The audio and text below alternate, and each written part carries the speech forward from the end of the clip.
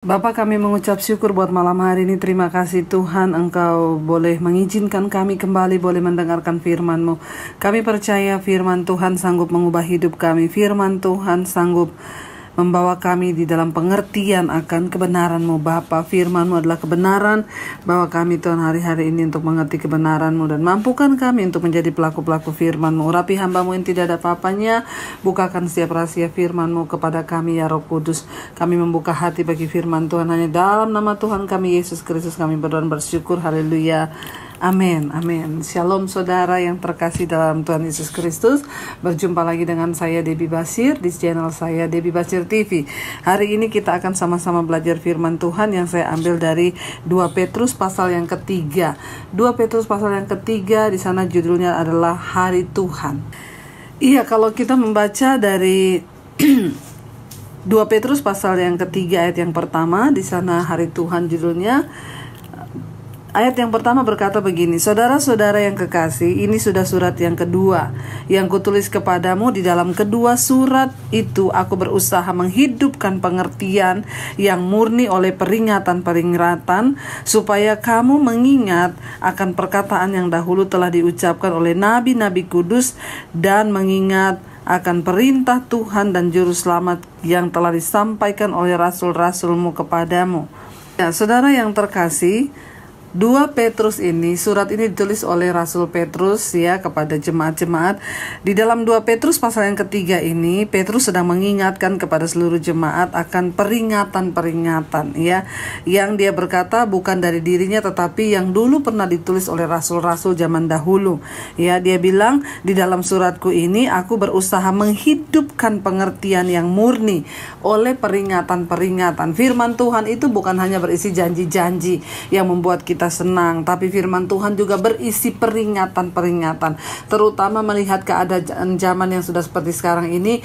Maka saya percaya yang jemaat butuhkan itulah peringatan-peringatan Tuhan, supaya kita tidak tersesat, supaya kita berjaga-jaga, supaya kita tidak kehilangan arah, dan terutama tidak tertinggal di dunia ini dan untuk binasa ya. Ayat yang kedua dia berkata begini, supaya kamu mengingat akan perkataan yang dahulu telah diucapkan oleh nabi-nabi kudus ya di sana, dan mengingat akan perintah Tuhan dan juru selamat yang telah disampaikan oleh rasul-rasul kepadamu. Petrus berkata ayat yang ketiga, yang terutama harus kamu ketahui ialah bahwa pada hari-hari akhir zaman akhir ini akan tampil pengejek-pengejek dengan ejekan-ejekannya, yaitu orang-orang yang hidup menuruti hawa nafsunya. Jadi Alkitab berkata di akhir zaman itu akan tampil pengejek-pengejek ya. Pengejek itu yang seperti apakah Bu? Apakah mereka mengejek iman kita? Bukan. Firman Tuhan berkata ayat yang keempat, kata mereka, di manakah janji tentang kedatangannya itu? Sebab sejak bapa-bapa leluhur kita meninggal, segala sesuatu tetap seperti semula pada waktu dunia diciptakan. Nanti saudara, menjelang akhir zaman, Alkitab firman Tuhan ini mengingatkan akan tampil pengejek-pengejek. Artinya apa? Orang-orang yang berkata begini, nggak usah ngomong-ngomong kiamat lah, nggak usah ngomong-ngomong Tuhan datang lah. Buktinya juga dari dulu dikatakan Tuhan mau datang, buktinya nggak datang-datang. Mereka akan berkata, dari zaman bapak-bapak leluhur kami, dari zaman opa-opa kami dulu udah dibilang tuh bahwa Tuhan mau datang, tapi buktinya sampai sekarang Tuhan belum datang-datang. Jadi mereka akan berkata dari zaman dulu itu katanya mau kiamat, buktinya Tuhan mau datang, buktinya Tuhan nggak datang-datang. Iya, ayat yang kelima berkata, mereka sengaja tidak mau tahu bahwa oleh firman Allah langit telah ada sejak dahulu, dan juga bumi yang berasal dari air dan oleh air. Jadi pengejek-pengejek ini, orang-orang ini akan sengaja saudara, mereka itu berkata bahwa ya Tuhan tuh nggak datang, dan mereka juga sengaja tidak mau tahu bahwa Tuhan yang sudah menciptakan langit bumi ini dengan segala isinya, bahkan mereka itu diciptakan oleh Tuhan. Memang hari-hari ini kita melihat ada banyak orang-orang di sekeliling kita ya, yang tidak peduli dengan Tuhan, yang tidak peduli dengan apapun, tidak peduli akan hari kiamat, nggak peduli akan kedatangan Tuhan. Bahkan beberapa orang hari-hari ini mencoba mengintimidasi saya dengan pemberitaan-pemberitaan firman yang katanya, ngapain sih harus ngomong-ngomongin jemaat bersiap-siap, ngapain sih nakut-nakutin jemaat, suruh-suruh bersiap untuk hidup kudus. Kita tahu bersama berita tentang untuk orang diarahkan kepada pertobatan, itu menjadi berita yang tidak disukai oleh orang-orang hari-hari ini. Orang-orang itu lebih kami suka mendengar berita-berita tentang ya udahlah keadaan kayak begini, pasti Tuhan akan pulihkan, pasti nanti sabar aja, pasti ya nanti akan ini orang Kristen akan diluputkan. Saudara, Alkitab berkata kita semua akan mengalami itu. Ya, dan harus kita mempersiapkan iman bahwa berita yang benar tentang kekristenan itu adalah penderitaan. Nah, hari ini Tuhan mengingatkan kepada kita, mari jangan kita seperti orang-orang menjadi pengejek di akhir zaman ini. Mereka berkata Tuhan akan datang-datang, mereka hidup dengan hawa nafsu mereka. Tadi firman Tuhan berkata, mereka adalah orang-orang yang hidup menuruti hawa nafsunya. Ya, saudara, sangat penting bagi kita hari-hari ini untuk berdoa supaya Tuhan luputkan kami dari hawa nafsu kami. Dunia ini sedang lenyap dengan segala keinginannya, saudara. Mari kita berdoa supaya kita diluputkan dari hawa nafsu duniawi yang akan membinasakan kita, dan kita kembali kepada iman kita kepada Tuhan. Tinggalkan. Hari-hari ini bahkan saya masih banyak mendengar ibu-ibu yang konseling, ibu suami saya selingkuh, dia tidak lagi peduli. Bahkan di keadaan zaman yang seperti ini saja, yang kita sudah melihat wabah corona menerpa semua orang, ribuan yang mati, masih banyak orang yang masih mau berselingkuh, masih banyak orang yang hidup dalam kenajisan, masih ada banyak orang yang memilih untuk hidup melakukan jalan-jalan yang jahat. Saudara, firman Tuhan mengingatkan kita hari ini, mari bertobat. Makanya ada ibu-ibu yang bertanya kepada saya, Bu Debbie, bagaimana suami saya, Bu, dia gak mau bertobat, Bu. Saya sudah coba. Saya bilang sama ibu-ibu dan istri-istri itu, dengar baik-baik, pada akhirnya nanti kita keselamatan itu akan kita berurusan sendiri-sendiri dengan Tuhan. Ya, suami tidak bisa bawa istri, istri nggak bisa bawa gandeng suami untuk masuk surga. Pada akhirnya kita pribadi-pribadi lah. Jadi ibu-ibu yang menangis menelpon kepada saya, ibu saya sakit hati, saya bilang ibu berhenti sakit hati. Ibu lihat di depan mata saja, ini zaman sudah begini, yang mati karena corona itu begitu banyak. Ibu mending ibu fokus kepada Tuhan, fokus dengan anak-anak, kejar Tuhan. Biarkan suamimu, Bu, kalau dia memilih untuk hidup dalam dosa, dia memilih untuk binasa, pada akhirnya toh itu pilihannya. Kita tidak punya banyak waktu, saudara, untuk bermain-main lagi dengan panggilan kita di dalam Tuhan. Tinggalkan dosamu, bertobatlah hari ini, firman Tuhan berkata. Ya, ayat yang ke-6 di sana dikatakan, dan bahwa oleh air itu bumi yang dahulu telah binasa dimusnahkan oleh air bah. Mereka juga tidak mau tahu bahwa bumi ini dulu pernah dibinasakan Tuhan oleh air bah. Ya, mereka tidak mau tahu itu, mereka nggak mau peduli. Ya, tetapi Tuhan berkata, ya, ingatkan, selama masih ada waktu, mari saya tidak berhenti bosan-bosan untuk mengingatkan kepada semua yang mendengarkan channel saya ini untuk bertobat.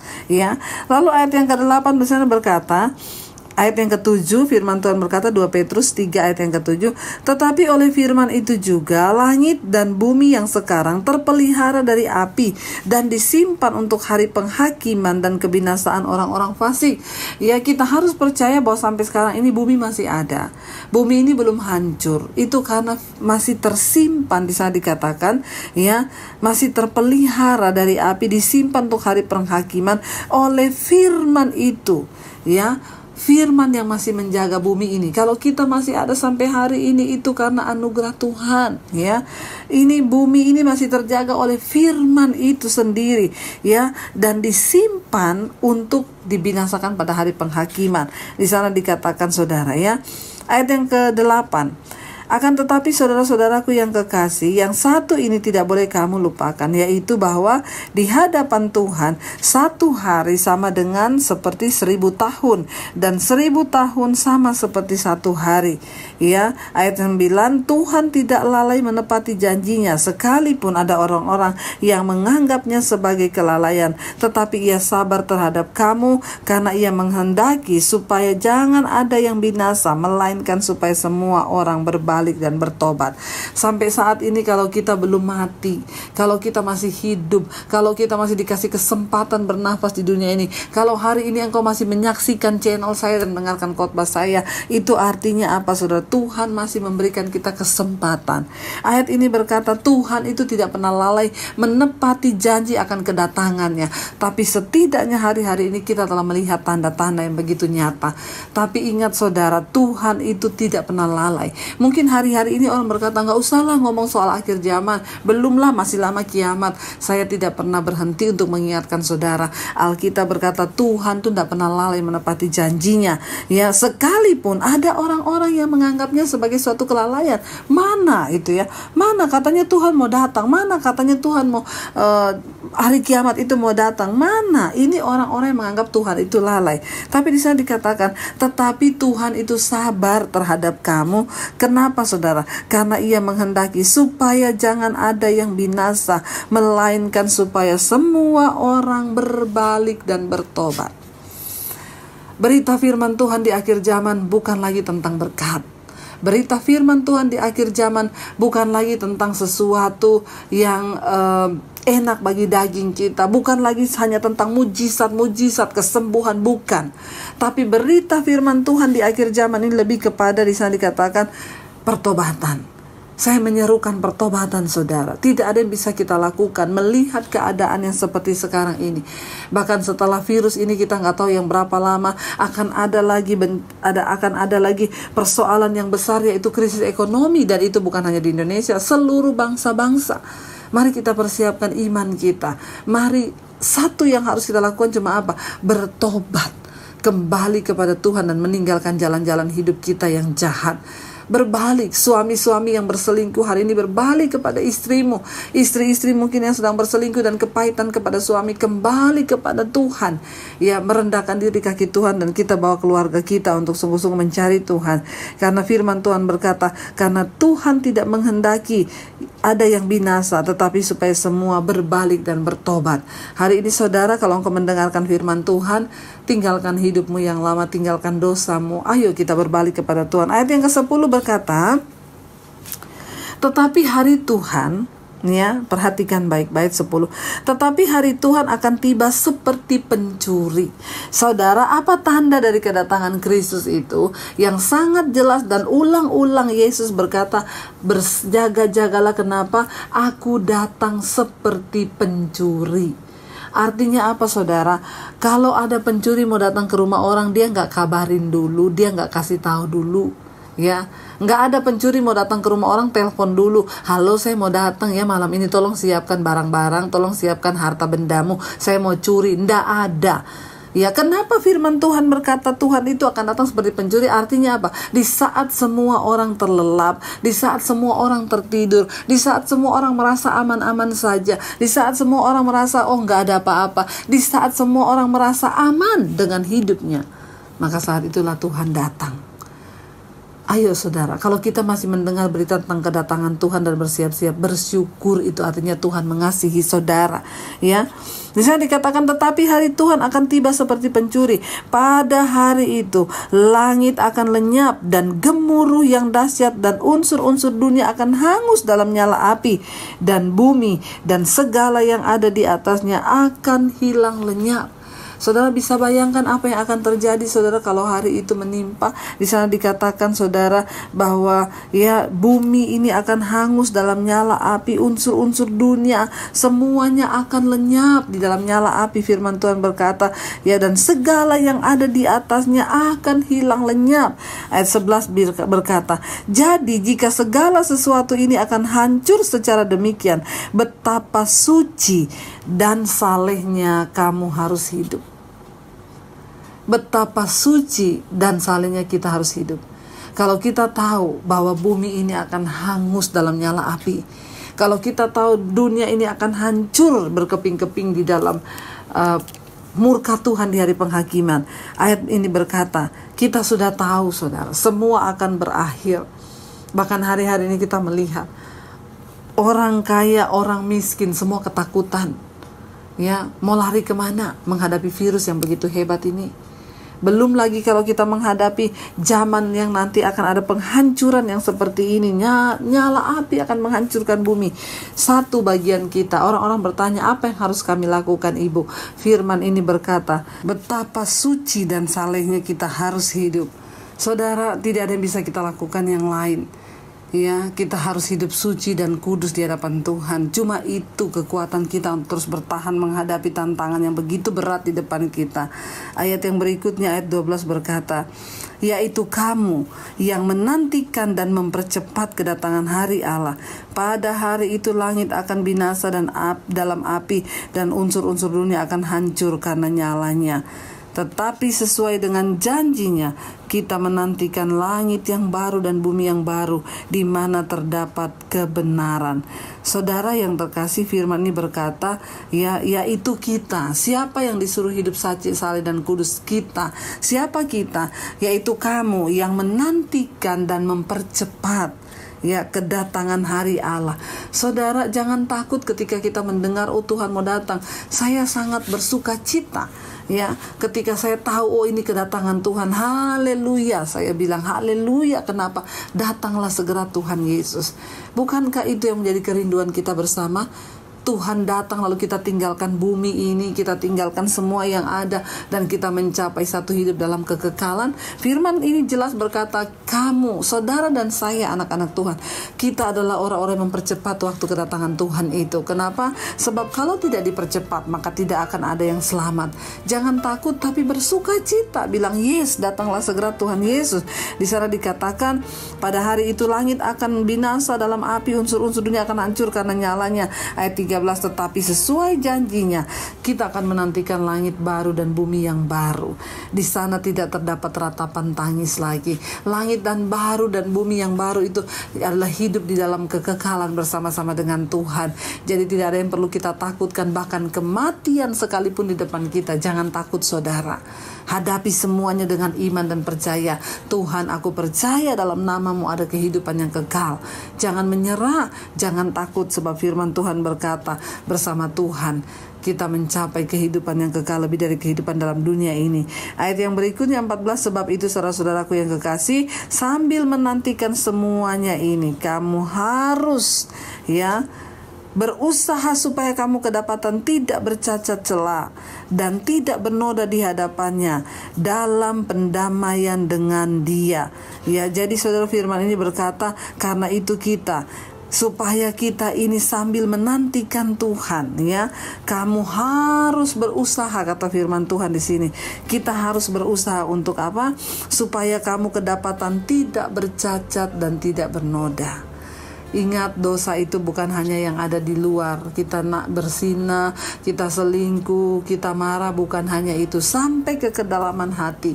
Tuhan mau kita kedapatan tidak bercacat. Jangan ada kepahitan dan kekecewaan dalam hidup kita.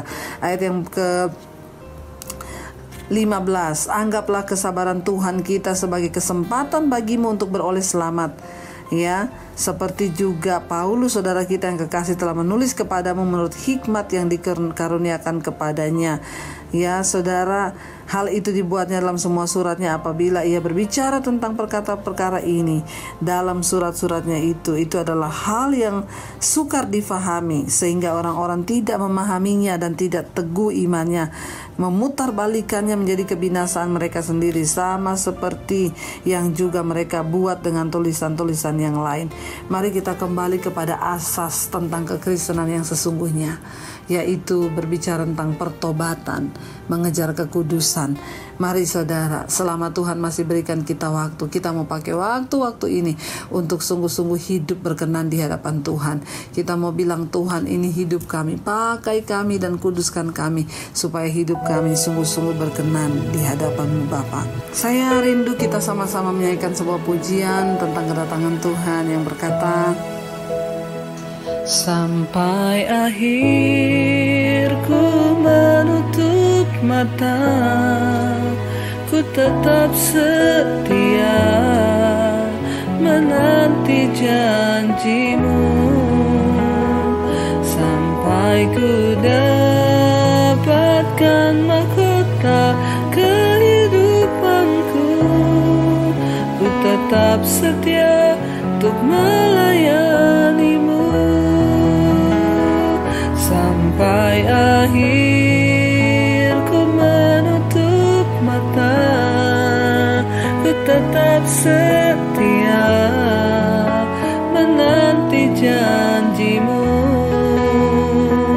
sampai ku dapatkan mahkota kehidupanku.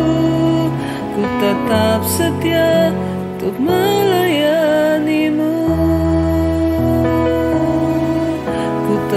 tetap setia untuk melayanimu.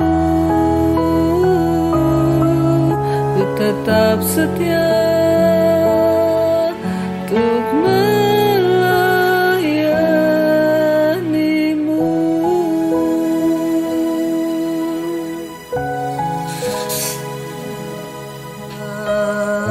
Kami percaya Tuhan, hari kedatangan-Mu itu adalah hari yang termulia. Maranatha, datanglah segera Tuhan Yesus. Kami adalah orang-orang yang mempercepat kedatangan-Mu. Kami rindu Tuhan. Bahkan ketika Engkau datang kembali, kuduskan setiap kami, layakkan setiap kami supaya waktu Engkau datang kami kedapatan tidak bercacat dan tidak bernoda. Bapa, setiap rumah tangga yang sedang dalam pergumulan hari-hari ini Engkau lawat Bapa, biar terjadi pemulihan. Ada suami-suami yang bertobat, ada istri-istri yang bertobat, bahkan ada anak-anak yang kembali bertobat. Pulihkan Tuhan. Bahkan juga Kau pulihkan gereja-gereja-Mu di akhir zaman menjelang kedatangan-Mu kali yang kedua. Bawa hamba-hamba-Mu untuk tidak gagal fokus, untuk tidak hanya mencari perkara-perkara duniawi, tidak hanya Tuhan memfokuskan diri kepada perkara-perkara yang tidak kekal, tapi kami berdoa Kau jamah hamba-hamba-Mu supaya kami mulai mengejar sesuatu yang kekal itu, membawa jiwa-jiwa dalam pertobatan. Bahkan hamba berdoa dimanapun Tuhan mereka yang mendengarkan firman-Mu hari ini, Engkau jamah Bapa. Yang terikat dengan kenajisan percabulan Engkau lepaskan, yang terikat dengan perselingkuhan Engkau lepaskan Tuhan. Bahkan ada orang-orang yang masih hidup di dalam apapun dosa yang tidak berkenan di hadapan Tuhan. Kami mohon Tuhan ampuni dan sucikan kami. Kami tidak ingin ketinggalan. Kami mau Tuhan menyongsong kedatangan-Mu kali yang kedua di awan yang permai. Selamatkan kami dan seisi rumah kami. Terima kasih Bapa, berkati seluruh umat-Mu, jemaat-Mu. Kami percaya hanya orang-orang yang kudus, yang menjaga hidup tidak bercacat dan tidak bercela, merekalah yang akan mengalami kedatangan Tuhan dan diselamatkan. Terima kasih Bapa, segala pujian, hormat, kemuliaan hanya bagi Engkau dalam nama Tuhan Yesus. Kami sudah berdoa dan bersyukur. Haleluya. Amin. Jika Anda diberkati dengan channel saya, jangan lupa tekan tombol subscribe, dan jangan lupa like, share, dan komen, dan jangan lupa untuk mengklik tombol lonceng di bawah ini supaya Anda mendapatkan pemberitahuan setiap kali saya mengupload video-video yang baru. Jangan takut karena gratis. Tuhan memberkati.